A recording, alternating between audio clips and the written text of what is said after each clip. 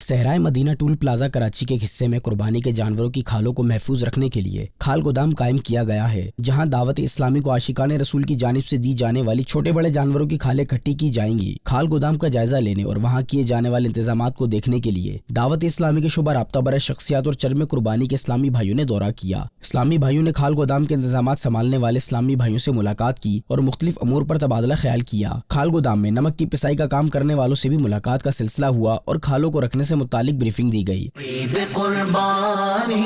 ہے، عید قربانی ہے، عید قربانی ہے، فضل یزدانی ہے، عید قربانی ہے، عید قربانی ہے۔ شعبہ چرم قربانی کے اسلامی بھائیوں کا مدنی خبروں سے گفتگو کرتے ہوئے کہنا تھا کہ عید الاضحیٰ کے تینوں دن قربانی کے جانوروں کی کھالیں آتی رہتی ہیں، جس کے لیے ضروری انتظامات پہلے سے کر کے رکھنے ہوتے ہیں تاکہ کھالیں خراب نہ ہوں۔ الحمدللہ دعوت اسلامی کے اس ایریے میں جہاں صحرائے مدینہ جہاں موجود ہیں، یہاں کھال گودام بنایا جاتا ہے، اور یہاں کھال گودام میں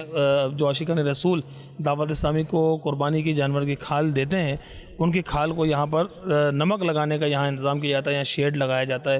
یہ شیڈ آپ دیکھ رہے ہیں لگے ہوئے، اس شیڈ کے نیچے الحمدللہ ان کھالوں پر نمک لگا کر ان کی حفاظت کی جاتی ہے تاکہ کھال خراب نہ ہو، اور جلد تر اچھی اور مناسب قیمت پر فروخت کر کے اس سے حاصل ہونے والا جو نفع ہے وہ دعوت اسلامی کی ترقی اور ترویج و اشاعت کا یہ سبب بنے۔ شعبہ رابطہ برائے شخصیات اور چرم قربانی کے اسلامی بھائیوں نے صحرائے مدینہ میں موجود مزار پر بھی حاضری دی، فاتحہ خوانی کی اور ان کے درجات کی بلندی کے لیے دعا کی۔ ثواب اعمال کا میرے تو پہنچا ساری امت کو۔